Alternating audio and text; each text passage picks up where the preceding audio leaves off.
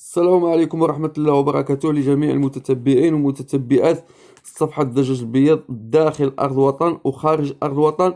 المهم الأخوان، هذا الفيديو هذا غنجاوب جميع الأخوان اللي كيسألوني في التعاليق واش الخال مفيد للأمراض التنفسية أم لا. وإن شاء الله يا ربي غنشارك معكم هذا الفيديو هذا كيفاش تعالج الأمراض التنفسية يعني بديل الخال، يعني عوض عن استعمال الخال الأخوان استعمل الحامض. الحامض راه مفيد، علاج رئوي وعلاج تنفسي ومفيد للدجاج. يعني الخل الأخوان غير مفيد نهائيا للأمراض التنفسية، لأن الدجاج كيكون عنده ضعف التنفس، يعني وانت كتقدم له ديك الخل كيسبب له يعني ضعف التنفس أيضا، يعني كيزيد يسبب له ضعف التنفس وكيسبب له اختناق وكيسبب يعني في النقص في الوزن ديال الدجاج.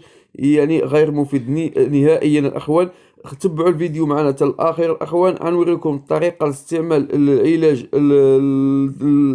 الأمراض التنفسية أو الوقاية من الأمراض التنفسية أو الزكام الدجاج، خصوصا في الأثناء الأخوان في هذا الوقت هذايا كيكون الجو سخون في النهار وفي الليل الجو بارد الأخوان، كيكون نزلات ديال البرد. استعملوا هذه الوصفة ديال الأخوان راه مهمة، وتبعوا الفيديو من الأول حتى الآخر. وما تنساوناش الأخوان بلي لايك وكومنتير وبارطاجوا الفيديو مع أحبابكم وصحابكم باش تدعموا الفائدة وتشجيعا لنا. وخليكم معنا ان شاء الله يا ربي غنصايبوا الوصفه وغنخرجوا نقدموا هاد الدجاج ان شاء الله يا ربي. تبعوا الفيديو الاخوان. المهم الاخوان، الوصفه ديالنا هي وجدناها، عصرنا الكميه اللي عاد قدنا القطيع ديالنا ان شاء الله يا ربي، وغنخرجوا نقدموها للقطيع ان شاء الله يا ربي. غنقدموها للقطيع. المهم الاخوان، الحامض راه مفيد للدجاج. كنستعملوا هاد الحامض الاخوان بعد ما كنعصروه بحال هكايا.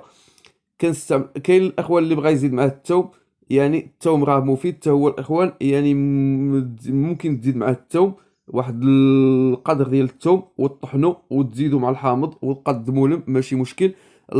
لان الثوم الاخوان مضاد حيوي، كيقضي على البكتيريا وعلى الفطريات، وكيحارب بزاف ديال الفيروسات.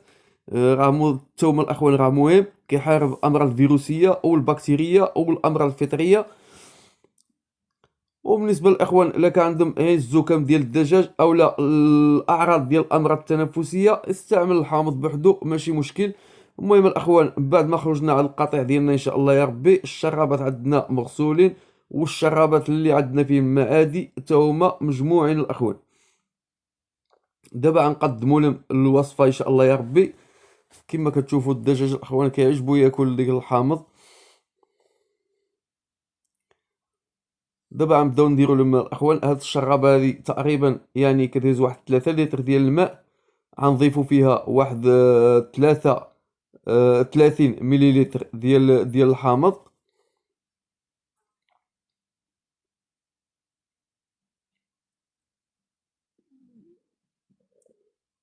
راه الامراض التنفسيه الاخوان، كاين الامراض التنفسيه عده. كاين الامراض التنفسيه المزمنه. كاين الامراض التنفسيه المزمنه الاخوان، هي الامراض التنفسيه المزمنه هو الدجاج كيتعايش معاها وكيعيش بيها وكتبان عليه الاعراض ديالها بعض الاوقات. وتا الكتاكيت الاخوان، يعني الكتاكيت اللي كنشؤوهم من هاد الدجاج اللي كيكون فيه الامراض التنفسيه المزمنه، حتى هما كتجي واحد الوقيته كيوصلوا ممكن بعد كيكبروا يوصلوا واحد السن كتجيهم ديك الامراض التنفسيه المزمنه وكيوقع فيهم يعني الموت، يعني الوفيات. وكيكون حيث ديك الامراض التنفسيه كيكون مجا من الاباء والامهات من البيضه الاخوان. يعني البيضه اللي كتنتجها الدجاجه كيكون فيها الامراض التنفسيه، الكتكوت اللي كنتجوهم ديك البيضه حتى هو كتخرج فيه الامراض التنفسيه اللي مجا من الاباء والامهات. هذه هي الامراض التنفسيه المزمنه. كاين الامراض التنفسيه الاخوان اللي الامراض التنفسيه اللي بعض الاخوان كانوا كيكتشفوها على واحد المده ما كيكتشفوش الاعراض ديالها في البدايه، يعني حتى كتولي واحد الامراض التنفسيه من الدرجه الثالثه وكتحول لكوليزا، يعني دمعه العين او لا الورم العين. هذاك الاخوان يعني كيكون الامراض التنفسيه وكتحول لكوليزا، يعني كتوقع واحد الورم في العين. هذاك الاخوان ديك الورم ديال العين خصك تستعمل له بوماده صفراء البشريه. دائما الاخوان يكون عندك يعني واستعمل القطيع ديالك، استعمل البوماده الصفراء، استعمل واحد 2 مرات في النهار اولا 3 مرات في النهار، ماشي مشكل. هو اللي كيقضي كيعقم العين وكيقضي لهاديك الورم ديال العين. وراه مشارك فيديوهات الاخوان، يعني علاج الامراض التنفسيه طبيعي وعلاج الامراض التنفسيه بالادويه الاخوان. لان ما كنوصل ديك الدرجه هذيك ديال المرض الامراض التنفسيه، ديك الدرجه هذيك الاخوان. يعني راه ضروري خصك الاخوان يا اما الدواء يا اما كاين وصفات طبيعيه مشاركم، يعني البصله والسكنجبير وكاين الريحان الاخوان. يعني راه مفيد للامراض التنفسيه. اللي كنتمنى من الاخوان اللي ما تفرجش في الفيديوهات ديال الامراض التنفسيه اللي في الصفحه اللي قدام يدخل يتفرج لهم.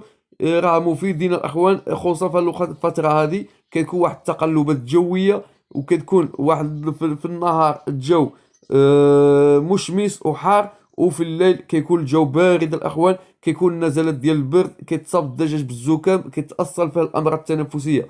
كما كتشوفوا الاخوان الشرابات، يعني هاد الوصفه هذه ديال الحامض كتستعمل تقريبا 10 مليلتر في اللتر ديال الماء. 10 مليلتر حتى ل 15 مليلتر في اللتر ديال الماء.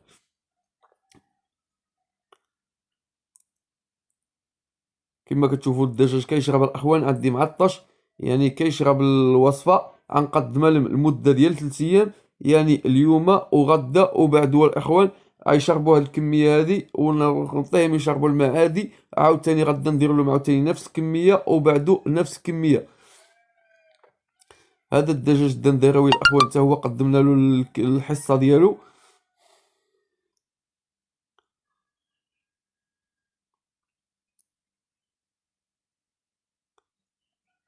اللهم بارك، الدجاج كيشرب الاخوان.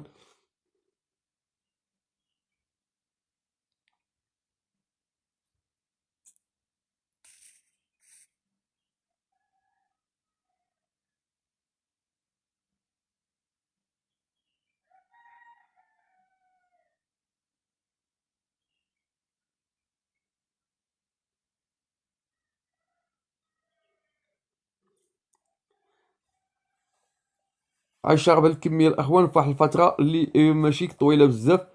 من بعد ان شاء الله يا ربي غنبدلو وندوزو على الدجاج الذهبي حتى هو الاخوان، نقدموا له الحصه ديالو.